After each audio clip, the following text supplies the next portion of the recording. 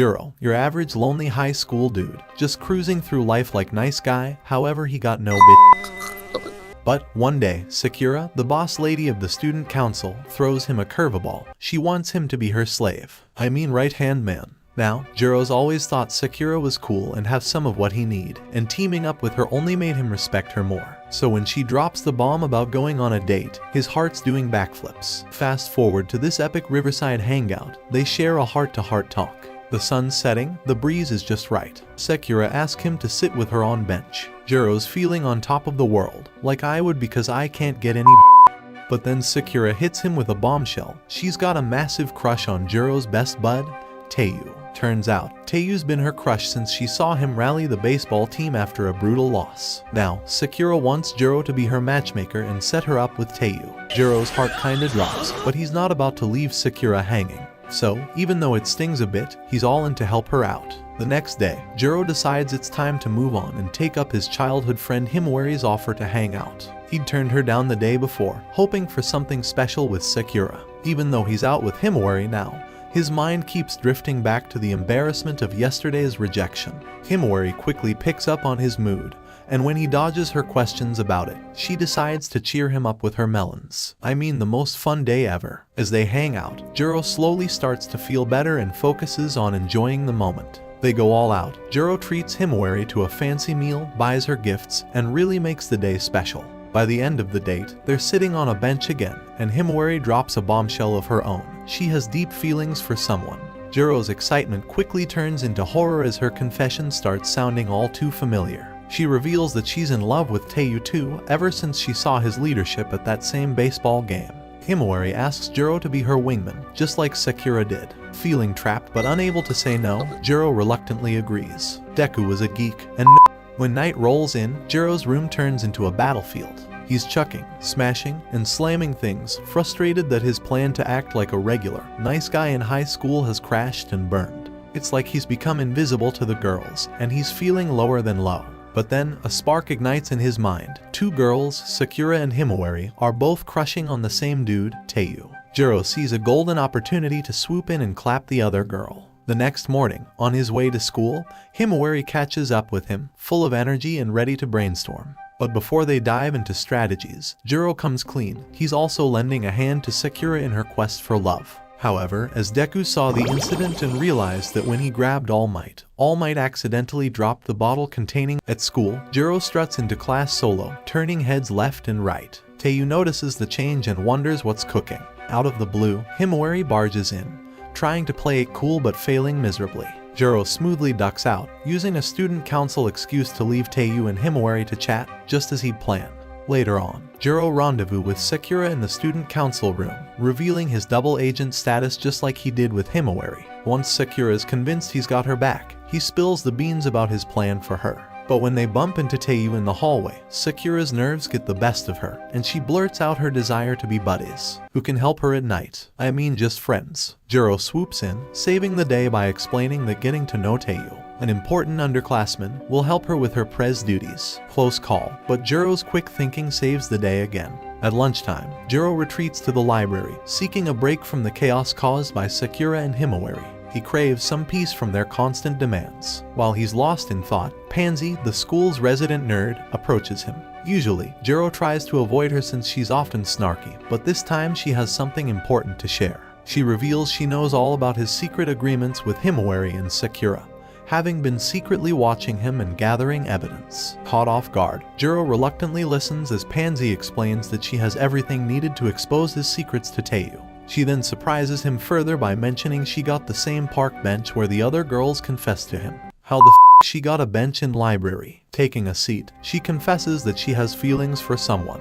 Jouro hopes she's talking about Taiyou, but his heart drops when she admits she likes him instead. Frustrated by his luck, Jouro tries to gently reject her, but Pansy interrupts, saying she isn't fooled by his nice guy persona. She's in love with the real Giga Chad Jouro. Hearing this, Jouro abandons his pretense and bluntly tells her they will never be together. Pansy, like boss, clarifies that she doesn't want to date him. Instead, she wants him to visit the library every day at lunch to talk with her. Feeling trapped and desperate to keep his secrets, Jouro agrees. The following day, Himawari decides to purchase 2 movie tickets and asks Jouro to arrange a date between Taiyou and her. I think he's more like a slave than friend. Jouro approaches Taiyou and informs him that he has received 2 movie tickets from a friend for a movie he has already seen.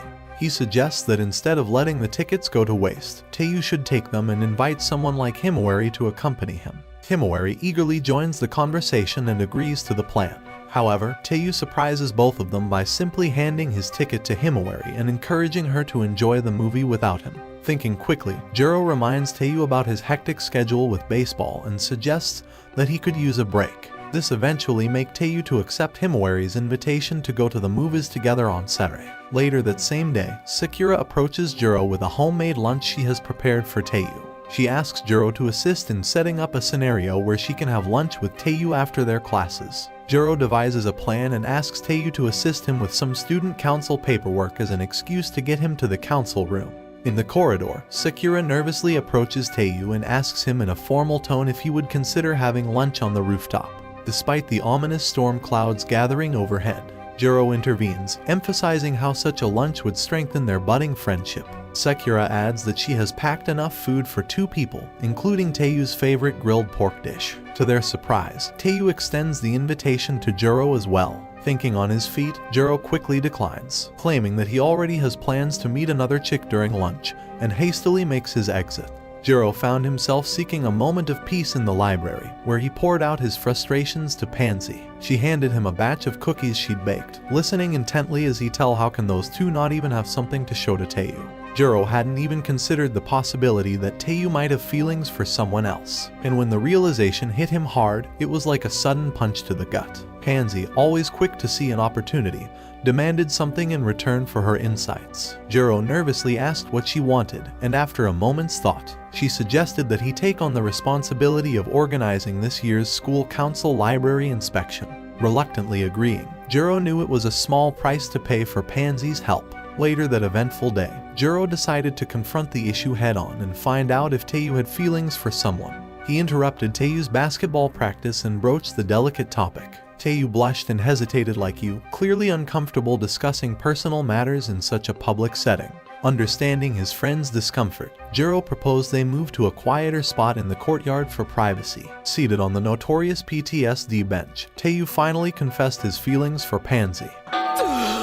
He recounted a touching moment from a year ago, after a devastating loss in baseball, when Pansy had found him in tears. Her words of comfort had deeply touched him, marking the first time he'd felt safe being vulnerable with someone. Taiyou, hoping for Jouro's support as a wingman, acknowledged the risk of going against the interests of both Himawari and Sakura. Reluctantly, Jouro declined. Say what the f he sees in that nerd-ass bitch.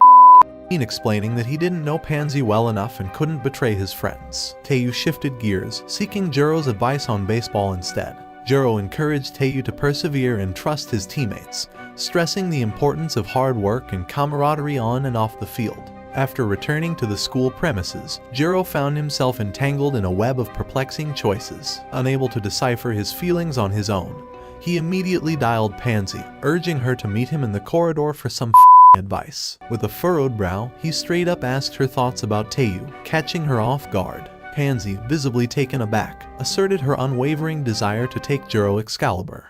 I mean be with Jouro alone. However, Jouro persisted, suggesting that Taiyou might be a better match for her, which seemed to irk Pansy. She swatted his hand away, causing heads to turn their way. Clearly pissed, she instructed Jouro to stop talking and emphasized that all she wanted is his Excalibur.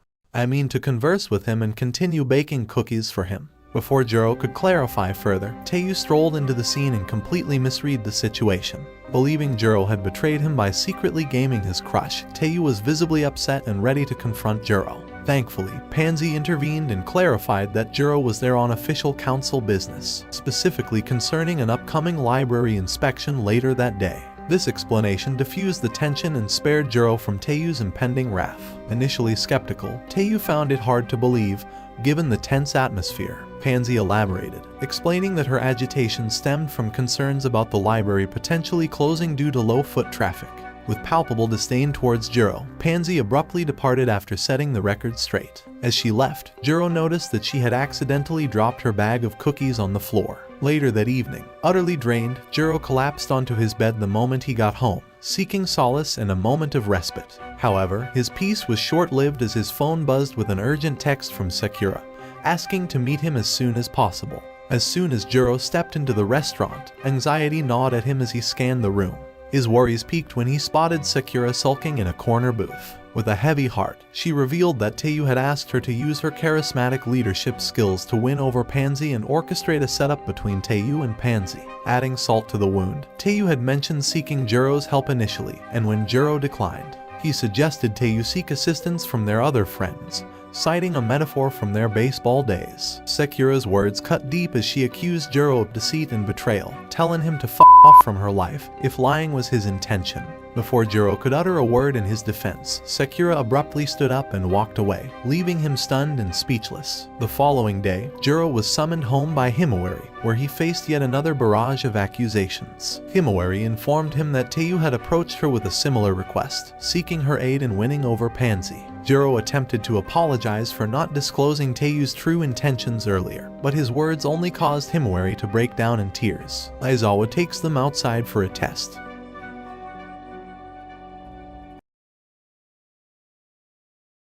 Struggling to explain himself, Jouro insisted he had only meant to offer innocent baseball advice. But Himawari's emotional blow landed like a devastating uppercut. Knocked off balance, Jouro found himself sprawled out in his chair as Himawari stormed off, slamming the door behind her. Her parting words pierced his heart, telling him to and refrain from meddling further in their affairs. How can he take this much from a dishwasher? The next morning, as Jouro trudged to school, he felt the heavy weight of loneliness from losing Sakura and Himawari. Lost in his thoughts, he was jolted out of his reverie when Taiyou unexpectedly caught up to him.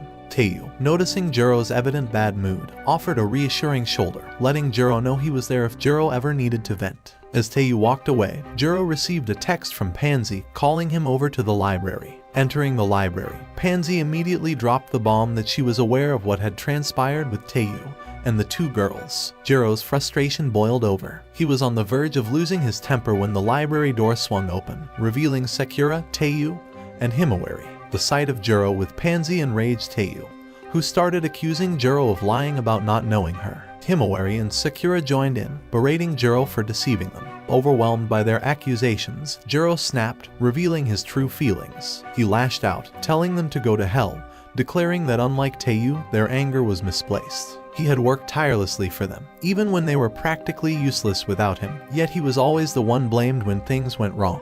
He shouted that he had been nothing more than a tool to them, and his outburst left them stunned into silence. With his anger unleashed, Jouro felt a momentary satisfaction seeing their guilty expressions. He thought the only thing left was to clear things up with Taiyou. However, Pansy interjected, questioning why Jouro was pushing her toward Taiyou if he was so genuinely helping Himawari and Sakura. Jouro was too shocked to respond, and Pansy further fueled the chaos by revealing that Jouro had told her he planned to bag away the girl Taiyou rejected. Just as Jouro began to protest, Taiyou demanded he apologize to the girls and landed a powerful punch to Jouro's face, sending him crashing into a bookshelf. Taiyou then picked Jouro up and slung him over his shoulder, warning him to stay away from the girls from now on. As he carried Jouro out of the library, Taiyou confessed that he had once hoped they could be best friends for life. But after everything that had happened, he no longer wanted any association with him. Before the door closed behind them, Pansy whispered to Jouro to have faith in her, leaving him to ponder her cryptic message amidst the turmoil. In the days that followed, Jouro became the subject of incessant gossip at school. Whispers about how he had betrayed and ruined his friends' lives seemed to echo through every hallway. The rumor mill had been sparked by a girl who had witnessed the heated argument in the library, and wasted no time spreading the story. Adding to his woes, Sakura fired him from the student council, plunging him deeper into a pit of loneliness and depression. One day, as he was preparing for his next class, Jouro received a text from Pansy, asking him to meet her in the library for lunch. She claimed she wanted to confess her true feelings. Reluctant and still smarting from what he saw as her betrayal, he considered ignoring her. However, Pansy threatened to make things worse if he didn't show up, so he reluctantly headed to the library. The moment he arrived, he wanted to cut straight to the chase, but Pansy asked him to fetch a book from the shelves. As he scanned the shelves, Taiyou entered the library and sat down with Pansy. Hidden behind the books, Jouro found himself eavesdropping on their conversation.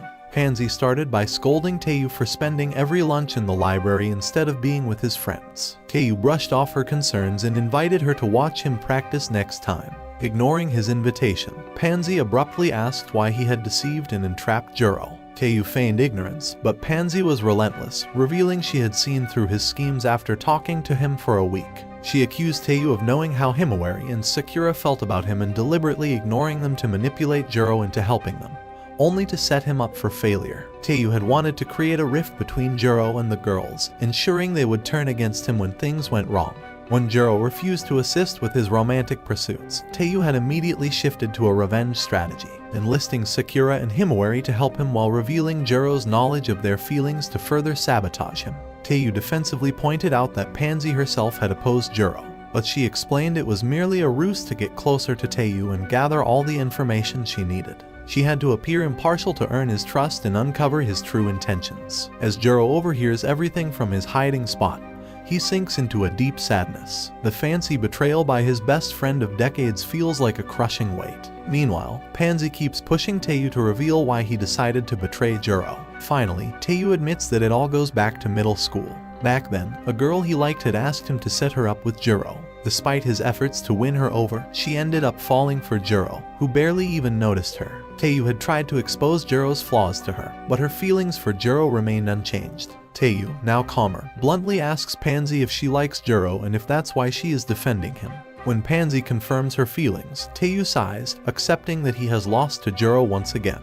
He then reveals that this was his perfect opportunity for revenge. Jouro was unknowingly putting himself in the same situation Taiyou had been in during middle school. Taiyou had known he could manipulate the girls and make them believe anything because they were infatuated with him. Taiyou then asks Pansy why she likes Jouro despite his seemingly flawed nature. Pansy explains that Jouro is actually very kind-hearted. Despite agreeing to help the girls, his main concern was always Taiyou's happiness. That's why he tried to convince Pansy to go out with Taiyou. The fact that Taiyou betrayed Jouro despite his selflessness is why Pansy can never care for or be with Taiyou. When Taiyou asks why she cares so much for Jouro, Pansy shares her story, which also began at the baseball tournament last year. Before she ran into Taiyou, she saw Jouro waiting near the exit for a long time, holding Taiyou's favorite dish. Jouro stood there under the scorching sun, enduring the laughter and mockery of others. Even today, Jouro acts without jealousy or selfishness, always prioritizing Taiyou's happiness over his own dreams. This selflessness and kindness are what Pansy loves about Jouro.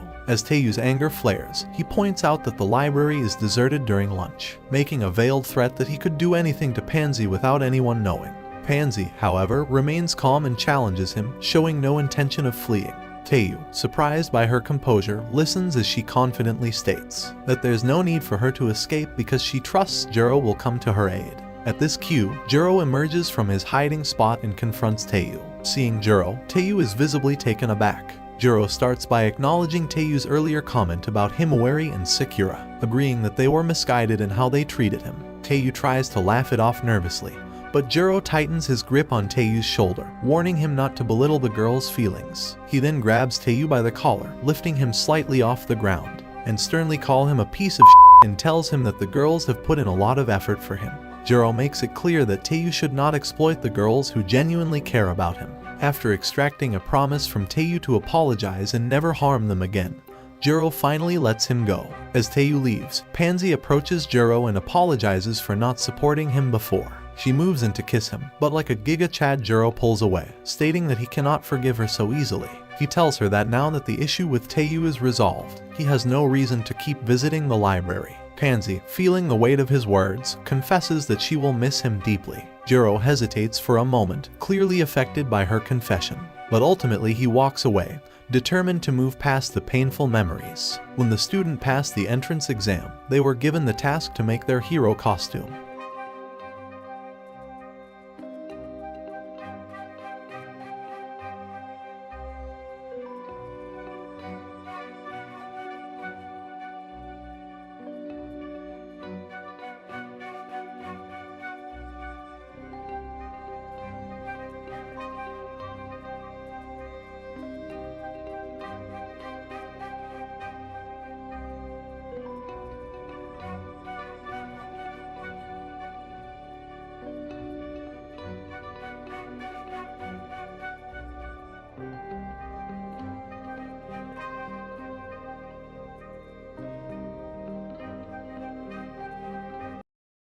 Lord have mercy.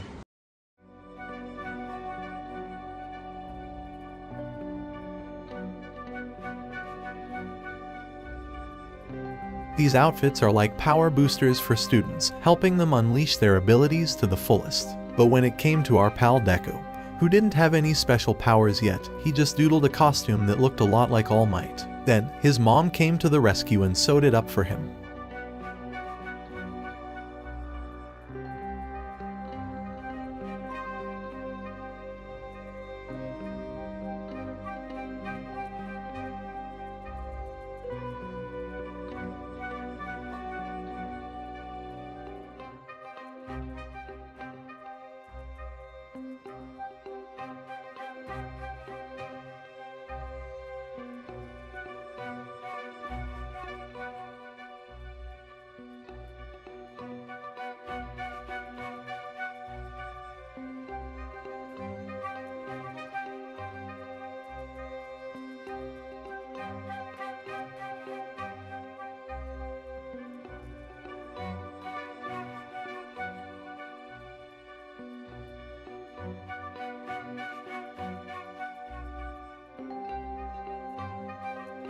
During their conversation, Jouro gives Hina his thoughts on which students are likely to be chosen for the festival's flower dance. Midway through, he spots Himawari at her desk, struggling with her mid-semester prep work. Desperate for assistance, she looks around the room, her eyes pleading for help. Jouro sees his chance but hesitates too long, allowing Hina to spring into action first. Feeling disheartened, Jouro is about to give up when he recalls Pansy's encouragement to be proactive and mend his relationships. Determined to make the most of the situation, he approaches Himawari despite Hina's head start. He boldly interrupts Hina, announcing that he will be the one to help Himawari. However, this unexpected move flusters Himawari, who awkwardly bolts out of the classroom. Chasing her down the stairs, Jouro witnesses her slip and fall. Rushing to her side, he checks if she's okay. Embarrassed and upset, Himawari insists he stay away and tries to walk off. Undeterred, Jouro gently grabs her arm, assuring her that he doesn't see her as a troublemaker. Their emotions running high, they end up bickering about who should apologize first. It quickly becomes clear how ridiculous they are being,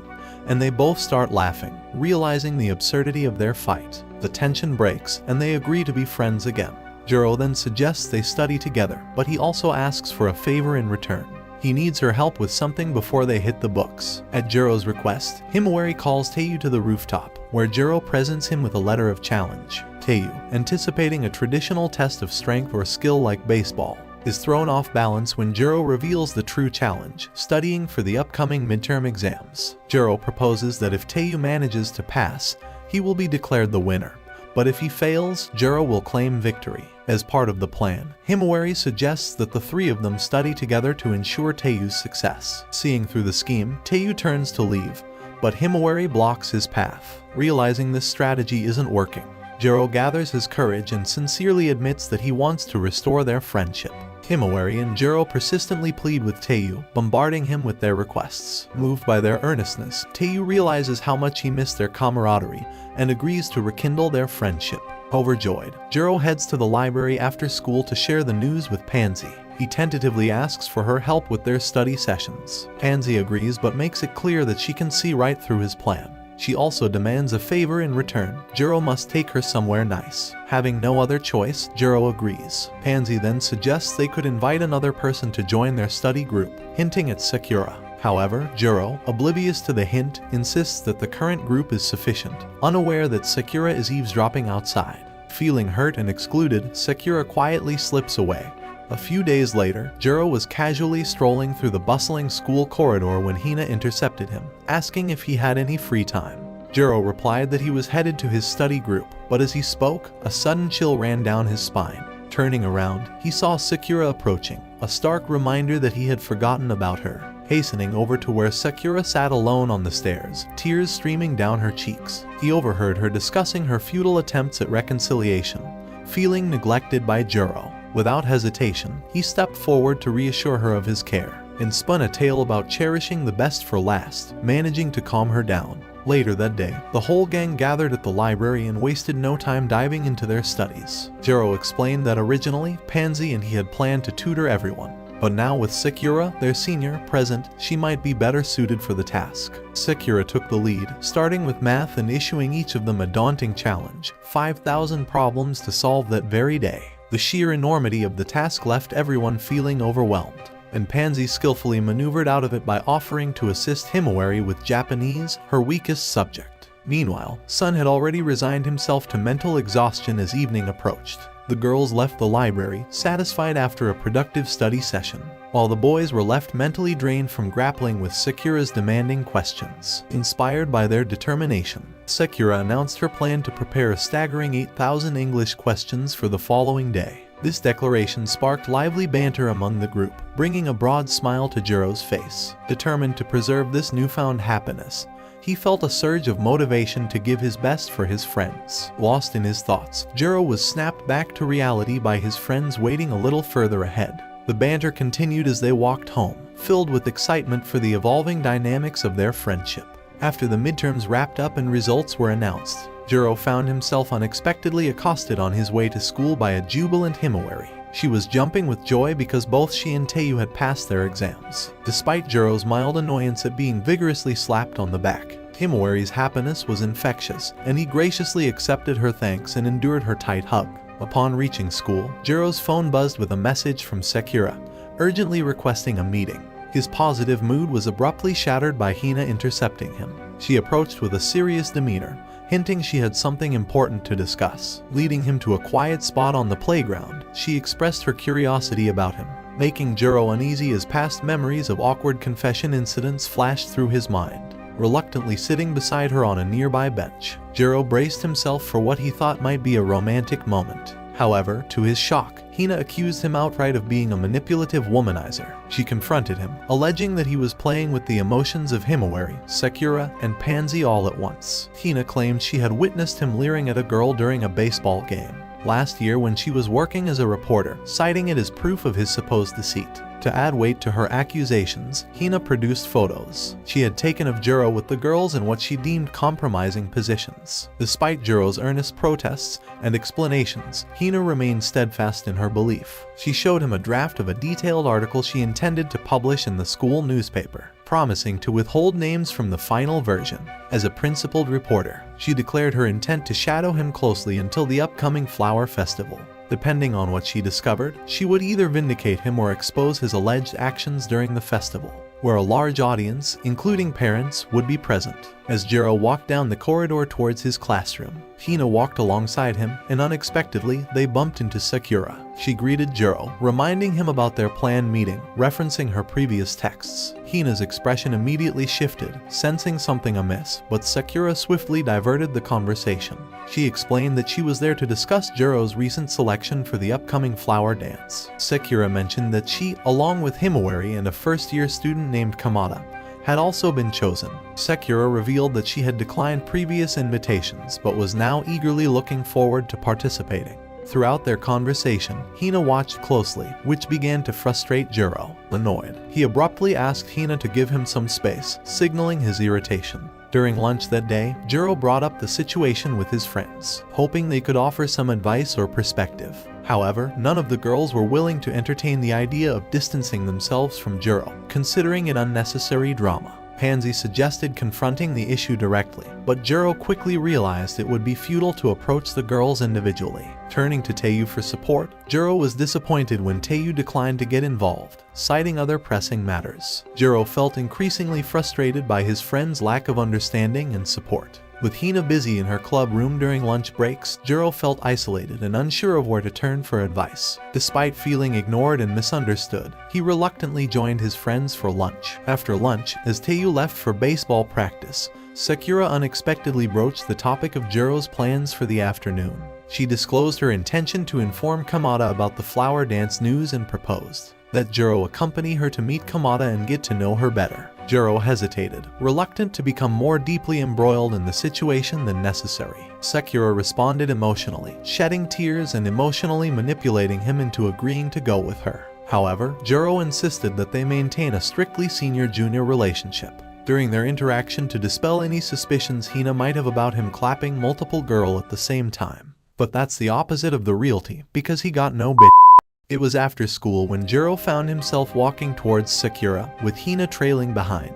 Normally, this would have been an ordinary interaction, but today was different. Sakura's demeanor took an unexpected turn as she confronted Jouro aggressively. hurling accusations and insults about his tardiness. Hina, witnessing this sudden outburst, found herself increasingly intrigued and began subtly probing Sakura as they made their way towards Kamada's classroom. Outside Kamada's classroom, Sakura spotted her and urged Jouro to approach. However, upon his approach, Kamada visibly recoiled, nervously asking him to keep his distance. She referenced unsettling rumors circulating among the first-year students, particularly about Jouro's alleged foot fetish. Hina, keenly observant, took mental note of this awkward exchange, questioning her earlier suspicions about Jouro's supposed romantic involvements. She couldn't fathom any girl willingly associating with someone branded as sleazy by school gossip.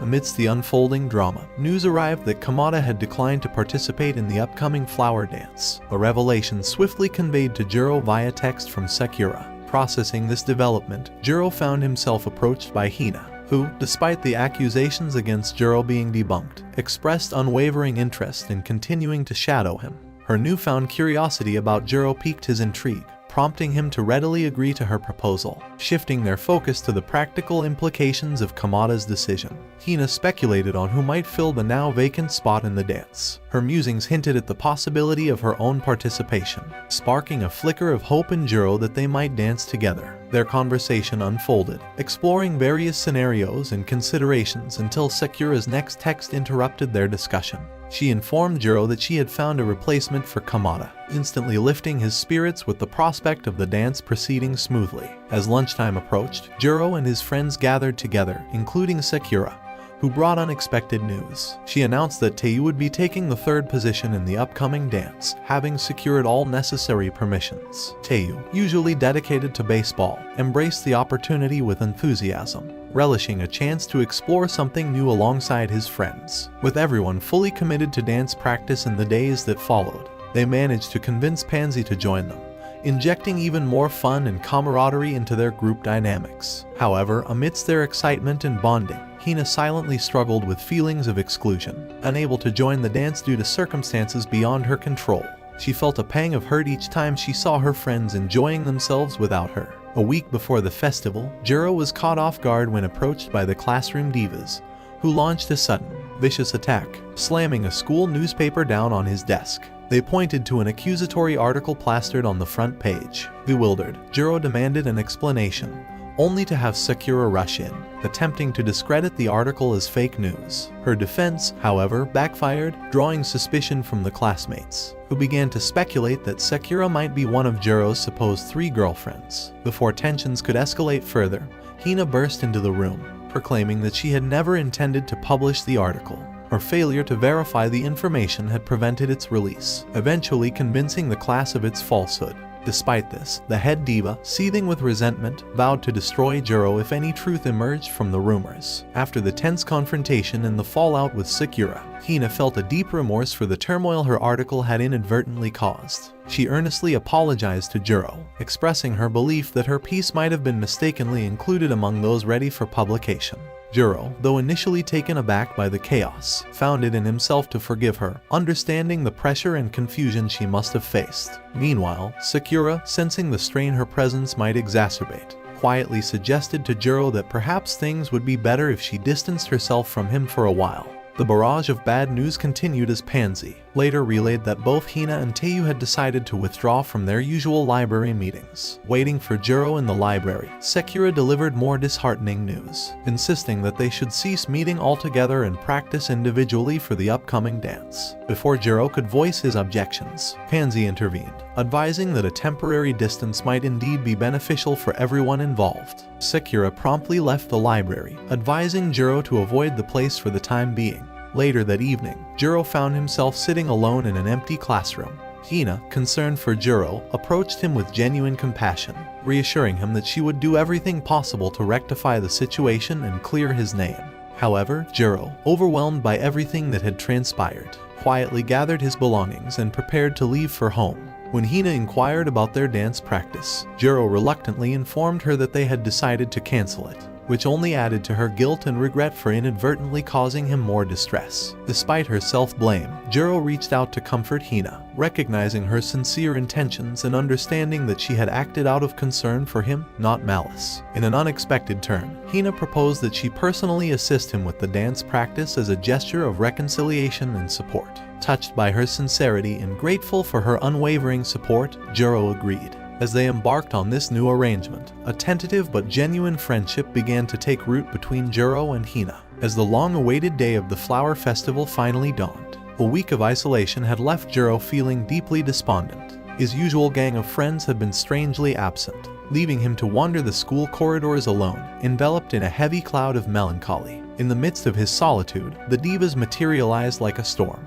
their threats of retribution echoing ominously if the scandalous article turned out to be true. Jouro, already weighed down by their accusations, found himself on edge. Just as tensions peaked, Hina emerged like a guardian angel, stepping in to shield Jouro from the diva's intimidating presence. Overwhelmed with gratitude, Jouro couldn't help but feel an immense sense of relief and appreciation towards Hina, who had steadfastly supported him through what had undoubtedly been one of his toughest weeks. Once the immediate threat had passed, Hina confided in Jouro her strategy regarding the controversial article. She reassured him that she planned to delay its release until the second day of the festival, unwilling to cast a shadow over his performance on such a significant day. With genuine sincerity, she wished him the best for his upcoming dance, hoping for a positive outcome amidst the uncertainty. Just as Jouro began to find solace in Hina's reassuring presence, his phone abruptly rang, shattering the tranquility of the moment. It was Taiyou, urgently calling from outside the principal's office. Taiyou divulged a troubling development as school authorities voiced concerns about two boys participating in the flower dance. Apologetically, Taiyou informed Jouro of his decision to withdraw from the dance, leaving a critical void that needed to be filled by a female dancer. Despite the mounting challenges, Taiyou assured Jouro not to worry, pledging to resolve the issue swiftly. As Jouro pondered the predicament, his thoughts turned to the dance practice sessions he had shared with Hina. Recalling their collaborative efforts and the bond they had developed, he mustered the courage to approach Hina with a heartfelt request. He asked Hina if she would consider stepping in to take Taiyou's place, stressing that she was his last hope. To his surprise and immense relief, Hina's face lit up with determination as she readily accepted the challenge. Little did Jouro realize, this opportunity meant more to Hina than just filling a spot. It was a chance to fulfill a dream. As Jouro reached for his phone to call Sakura and update her on the latest developments, a surprising interruption occurred. The school president approached them with a serious expression. She explained that she had been searching for them and had caught wind of their conversation. With a direct gaze, she asked Jouro if he was absolutely certain about Hina being the replacement dancer. Jouro, with a firm nod, affirmed his decision. The president then turned to Hina and requested her presence in the student council room for a private discussion, hinting at sensitive information that Jouro should not be privy to. Despite the president's intention for confidentiality, Hina insisted that Jouro accompany her, and after a moment of hesitation, Sakura reluctantly agreed. Once inside the council room, they settled into an uneasy silence, tension thick in the air. To everyone's surprise, Sakura took charge and declared that she was vetoing Hina's participation in the dance. She reminded Hina sternly that her immediate priority should be drafting and circulating a retraction in the school newspaper to rectify the false accusations against Jouro. Sakura elaborated on her reasoning, emphasizing the need to prioritize Jouro's reputation over personal aspirations. Despite Sakura's persistent efforts to dissuade her, Hina remained steadfast in her conviction regarding Jouro's innocence. Unmoved by Hina's threats to expose their discord in the newspaper, Sakura stood firm in her decision. She accused Hina of misleading everyone, including Jouro. Despite knowing the truth about his purported involvement with multiple girlfriends, Sakura chastised Hina for avoiding critical moments, especially during lunch hours, which could have provided her with insights into the true dynamics of their relationships. Hina offered the excuse that she had been occupied with compiling articles in the newspaper office, but Sakura countered sharply, pointing out that the library would have been just as suitable a place for that task. Undeterred, Sakura continued, revealing that over the past week, she had discreetly spoken with students and uncovered unsettling rumors circulating about Jouro, particularly during lunchtime and predominantly among the first-year students. When Hina denied any involvement in spreading these rumors, Sakura shifted gears, citing another incident she had thoroughly investigated. She clarified that while Hina wasn't directly responsible for printing the leaked article, Sakura was certain that Hina had tampered with the articles the previous day after school. To substantiate her claim, Sakura disclosed that she had obtained the genuine key sheet from the newspaper room, which clearly bore Hina's name, shortly after the article's distribution. Driven by suspicion, Sakura wasted no time and immediately headed to the newspaper room to make a copy of the key checkout log. She strategically mentioned the newspaper room within earshot of Jouro during class to test Hina's reaction. True to her suspicions, Hina hastily took responsibility, inadvertently revealing her guilt. Sakura followed up by obtaining the current key sheet for a formal investigation, confirming her suspicions that Hina had indeed altered it. Adding to the mounting evidence, Sakura revealed a recent conversation with the school president, who confirmed Hina's involvement in raising concerns about the flower dance. Sakura then turned the conversation towards Hina's true intentions regarding Jouro. She exposed that Hina initially sought to isolate him to monopolize his attention, but her goals evolved when Jouro was chosen for the flower dance. Hina's new objective became participating in the dance herself, aiming to forge a deeper connection with Jouro with potential long-term aspirations, including marriage. Faced with overwhelming evidence and Sakura's unwavering scrutiny, Hina finally conceded. She acknowledged there was no way out and made a startling confession about a pivotal moment at a baseball game the previous year. Hina recounted how Jouro had selflessly saved her from a stray foul ball, an act of heroism that had instantly captured her heart and sparked her deep admiration and affection for him. Back in the room, tension soared as Hina adamantly claimed that she was the only one who belonged with Jouro. He, in turn, requested his friends to leave them alone so he could speak privately with her. Sakura intervened, calling out Hina's toxic behavior and delivering a heartfelt lecture on healthy relationships. Despite Sakura's attempt to calm her down, Hina couldn't contain her emotions and tearfully confessed her deep love for Jouro, pleading for a chance to be with him. However, Jouro, still reeling from the recent turmoil, couldn't reciprocate Hina's feelings. He bluntly told her that he didn't harbor any romantic feelings for her and unleashed his pent-up frustration, blaming her for the chaos that had ensnared everyone around them. In a fit of raw emotion, he demanded that she never show her face to him again. Hina, visibly shaken by Jouro's outburst, gathered herself and apologized to Sakura for the trouble she had caused. She then excused herself to fix the newspaper as Sakura had requested earlier. Left alone with Jouro, Sakura gently confronted him, revealing that she understood he had only pretended to reject Hina to push her away, not meaning any of his harsh words. Embarrassed at being caught, Jouro quickly changed the subject, expressing his concern about the upcoming flower dance. Sakura reassured him calmly, informing him that the substitution for the dance had been successfully arranged by Himawari, Taiyou, and herself. Just then, Pansy entered the room, looking stunning and making Jouro too much excited that he paint his pant in white. Himawari and Jouro took the lead on the dance floor, where she confessed that she no longer harbored feelings for anyone. Following them, Sakura eased Jouro's worries with her reassuring presence, subtly acknowledging her awareness of Hina's hidden feelings. Next in line was Pansy, who appeared so transformed that no one in the entire school could recognize her. Sakura, observing the murmurs in the audience, worried briefly about the gossip but was relieved when the couple's dance began, mesmerizing everyone into stunned silence with their elegance and poise. After the dance, Pansy thanked Jouro for his efforts to help her make friends, recalling the times he had brought his friends together in the library. When she asked him why he had done so much for her, Jouro gratefully admitted that he was indebted to her for rescuing him from his predicaments. As the final notes of their dance faded into the thunderous applause of the audience, Jouro and his friends retreated backstage, basking in the afterglow of their triumphant performance. Pansy, ever grateful, expressed her heartfelt thanks to the gang for the incredible experience, and they all enthusiastically agreed to continue their gatherings despite the conclusion of their ambitious project. The morning after the festival, Jouro woke to an unusually cheerful atmosphere at home. His mother, with a playful twinkle in her eye, cheerfully informed him that she wouldn't be preparing his lunch, assuming he'd be dining out with his friends. Perplexed by how she knew his plans, Jouro inquired, only to discover that his friend had inadvertently spilled the beans. Turning around, he was taken aback to find Pansy seated comfortably in their living room. Over breakfast, Jouro couldn't resist asking Pansy why she was there. Pansy casually revealed that she had coincidentally bumped into Jouro's mom during her morning routine and struck up a conversation.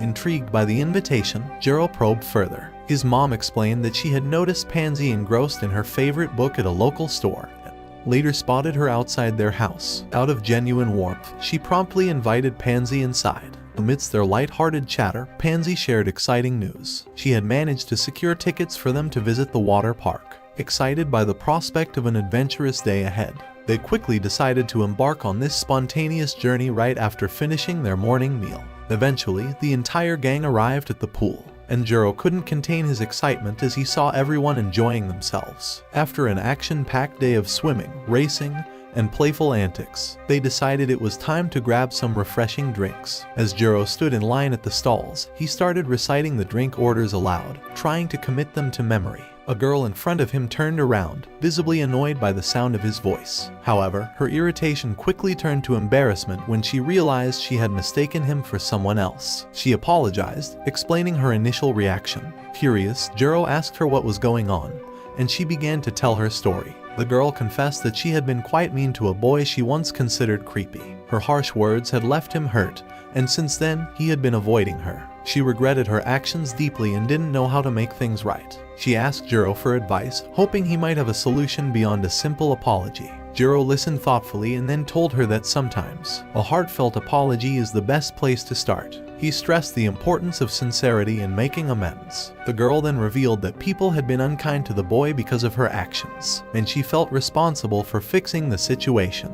Jouro suggested she needed to do more than just apologize. He advised her to approach the boy with genuine remorse and offer to make amends in a meaningful way. She then asked him what he would want if he were in the boy's position, but was disheartened when he initially said just an apology. Jouro explained that while an apology was a crucial first step, she should also consider how she could support and be kind to him moving forward. He reassured her that if she sincerely apologized and tried to make things right, she had nothing to lose. The situation was already at its lowest point, so any genuine effort to improve it would be a positive step.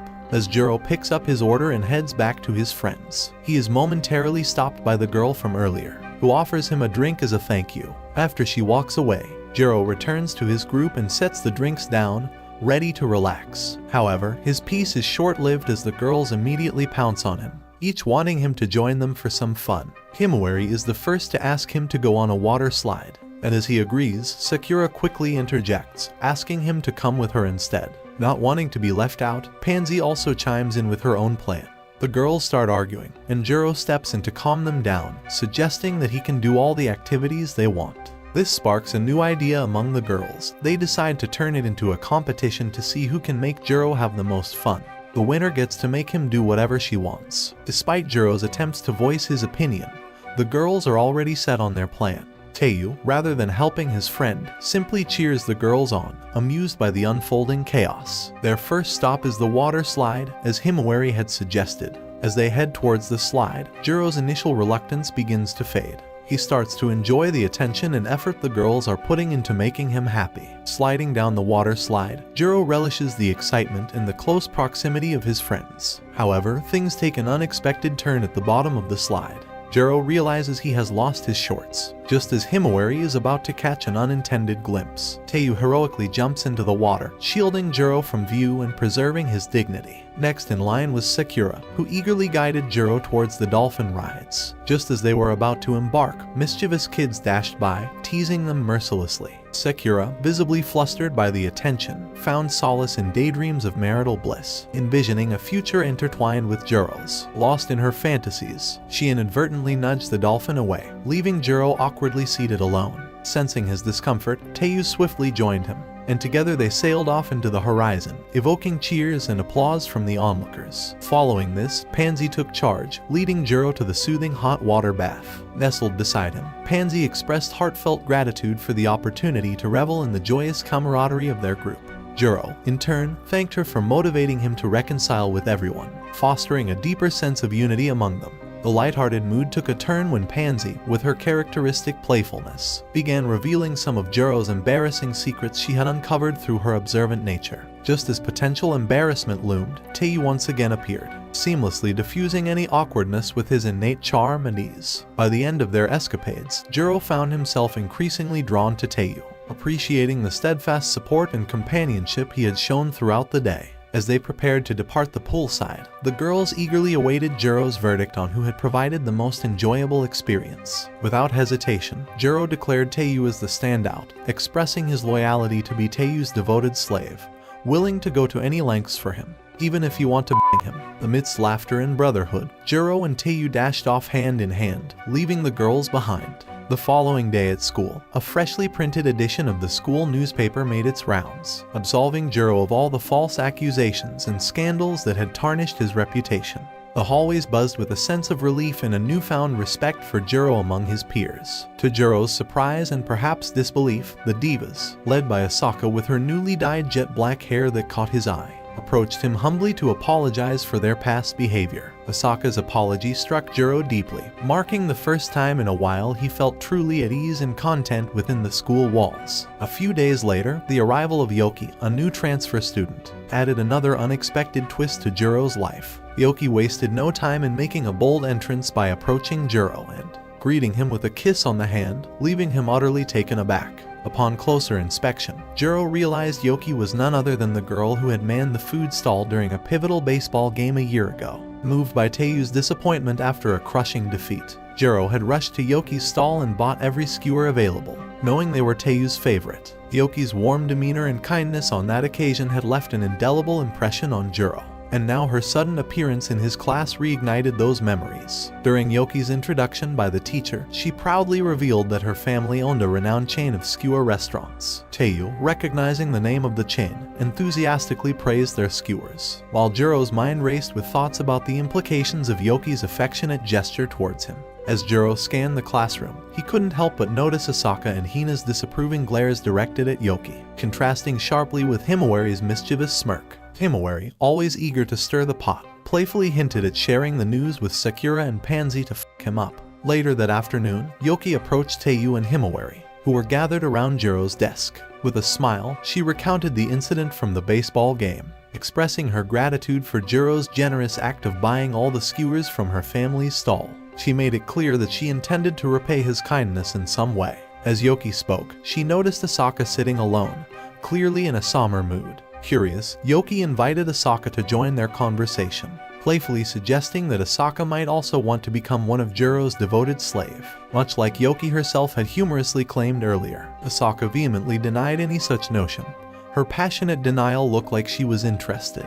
Yoki, ever diplomatic, quickly shifted the focus back to her own intentions, reassuring Jouro that she was prepared to fulfill any request he might have. Before the conversation could delve deeper, the teacher's arrival interrupted them, prompting everyone to hastily return to their seats. During the pause in class activities, Jouro pondered Yoki's offer and her eagerness to assist him. He couldn't shake the feeling that Yoki's willingness to do anything for him must have some underlying motive. After all, why would a girl as attractive as Yoki be so eager to get clapped by him without expecting anything in return? After class, Jouro was tasked with delivering some items to the staff room. Viewing this as a chance to discern Yoki's true intentions, he cleverly asked her to accompany him. Once they had safely stowed the items in the staff room, Yoki wasted no time in turning on the charm, flirting with Jouro. This only deepened his suspicion, but before he could dwell on it further, he found himself lost in thought as he headed back towards the classroom. Unaware of a banana peel lying on the floor, Jouro was seconds away from stepping on it and potentially tripping, when Yoki swiftly grabbed his arm and pulled him away. Her sudden closeness and quick reflexes completely distracted Jouro from his investigative mission, forcing him to remind himself to stay focused until he could thoroughly assess the situation.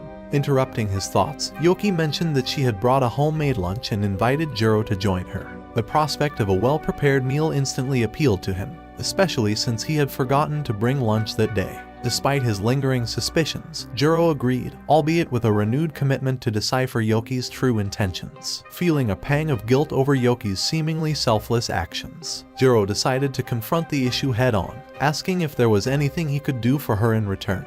Anticipating a hidden agenda or ulterior motive, Jouro awaited Yoki's response with caution. To his surprise, Yoki simply expressed joy in serving him, stating that it brought her genuine happiness. Struck by her sincerity, Jouro felt his skepticism melting away, replaced by a growing curiosity about this enigmatic girl. During lunch in the library with his friends, Jouro introduced Yoki, hoping their company would shed light on her character beyond their earlier encounters. As soon as the introductions wrapped up, everyone except Sakura eagerly dug into the food, relishing the various dishes laid out. Sakura, however, hesitated, nervously contemplating how to present the handmade lunch she had packed for Jouro that day. Just as she summoned the courage to offer it to him, Yoki swiftly handed Jouro the tiffin she had brought, unwittingly overshadowing Sakura's intentions. Feeling slightly embarrassed by the timing, Sakura awkwardly chuckled at her misstep, Jouro, ever considerate, noticed her discomfort and promptly asked if he could try some of her homemade lunch. Her face lit up with relief and joy as she gladly shared her carefully prepared meal with him. After the satisfying lunch, Pansy delighted everyone with her famous handmade cookies, a treat that lifted everyone's spirits. Jouro, however, found himself immobilized by the sheer amount of food he had consumed, content but unable to move comfortably. As the conversation flowed, he and Sun eagerly discussed their upcoming tennis and baseball tournaments. Sakura eagerly offered her support, promising to organize a cheering squad and coordinate schedules to ensure there were no conflicts between their games. Impressed by her dedication, Yoki turned to Jouro and inquired about his talents. Jouro shrugged modestly, claiming he wasn't particularly skilled at anything in particular. Undeterred, Yoki expressed confidence that he would discover his own strengths in due time. After lunch, as the other students shuffled out of the classroom, Pansy beckoned for Jouro to stay behind. Jouro wasted no time in asserting that he wasn't keen on discussing Yoki, now that he had found someone who loved him unconditionally. Pansy nodded understandingly, assuring him that she harbored no ill feelings towards Yoki's gestures. She comprehended the impulse to reciprocate kindness. However, Pansy didn't shy away from addressing what she perceived as Juro's tendency to avoid conflict. She gently pointed out that he had accepted Yoki's lavish lunch, despite knowing he couldn't possibly finish it. Furthermore, he had also accepted Cosmo's lunch to avoid hurting her feelings. Pansy expressed concern that Juro's habit of being overly accommodating could inadvertently lead to misunderstandings and unmet expectations. She encouraged him to find a balance between kindness and assertiveness, urging him to confront situations honestly rather than avoiding them. Transitioning to a lighter topic, Pansy reached into her bag and pulled out a book, describing it as one of her all-time favorites. She expressed a genuine desire for them to explore more shared interests and have meaningful discussions. Jouro admitted he was a slow reader, but Pansy reassured him with a warm smile, telling him it was perfectly fine. She eagerly awaited his thoughts on the book once he had finished it, emphasizing her curiosity about his perspective. Grateful for Pansy's candid advice and companionship, Jouro thanked her sincerely before mentioning a commitment related to a school tradition that would occupy his time after classes that day. He regretfully declined her invitation to the library, but promised to catch up with her soon. After school, Jouro stepped out of the convenience store, only to be ambushed by Himawari, who leaped onto him with surprising force. Startled and annoyed, he pushed her away, exclaiming loudly as he picked himself up from the ground. His irritation grew as he hurried home, only to realize that his bag, left carelessly open, had cost him dearly. Pansy's cherished book was nowhere to be found. Rushing back to the scene of the unexpected tackle, Jouro began a frantic search, scouring every nook and cranny with increasing desperation. It was then that Cheery and Suki, familiar faces from earlier that day, approached him with concern. They inquired about his distress, and upon learning of the lost book, offered their help eagerly. Together, they retraced his steps, combing through the store meticulously in hopes of finding any trace of the missing item. Returning to Jouro empty-handed, Cheery and Suki wore looks of disappointment. They questioned the book's significance, to which Jouro affirmed its importance with a heavy heart. Just as hope began to dwindle, Suki produced the book from her bag, worn and weathered, but intact. Juro's initial relief was short-lived as he inspected the battered condition of Pansy's beloved possession. Resolute in making amends, Jouro resolved to procure a replacement copy. However, Cheery's inquiry about the book's content gave him pause. She disclosed that a friend had mentioned its value in hushed tones, whispering a figure that struck Jouro like a blow. The realization of its worth left him pale and disheartened, knowing it was beyond his means. Grateful for Cheery and Suki's assistance and the lead on where to acquire a new copy, Jouro thanked them sincerely before departing. The next day at lunch, Jouro sat alone at a table in the cafeteria, deeply engrossed in a job magazine. He flipped through the pages with focused determination, each listing a potential opportunity to earn money. His primary goal was clear: to save enough to replace Pansy's lost book, a task that weighed heavily on his mind. Sakura approached him with a lunchbox in hand, hoping to lift his spirits with a meal she had prepared. Despite her efforts, Jouro remained fixated on his search, seemingly unable to divert his attention from the job listings. Seeing Sakura's disappointment grow, Taiyou attempted to draw Jouro into casual conversation about school events and news, but Juro's mind was preoccupied and distant. Suddenly, Himawari, always impulsive, snatched the magazine from Juro's hands, startling him. Irritation flared up instantly on Juro's face, annoyed at the interruption in his quest for employment. His frustration at the situation and the pressure to secure a job mounted. It was then that Yoki intervened, offering Jouro a lifeline. "My cousin just opened a new store and they urgently need help.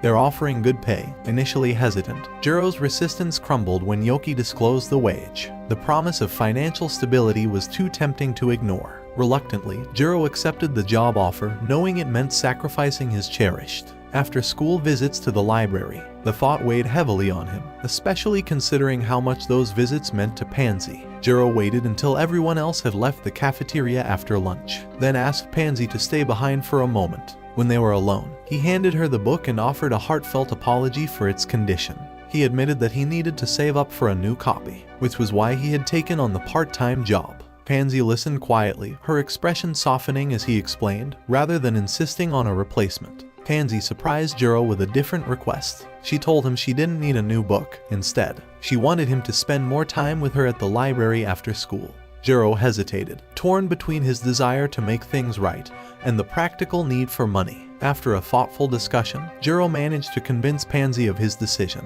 That evening, he arrived at Yoki's shop with a mix of nerves and determination. Yoki welcomed him warmly and showed him his new uniform. As Jouro put it on, he felt a blend of excitement and uncertainty. That's it for this video. Watch the following video, and I'll catch you in the next one.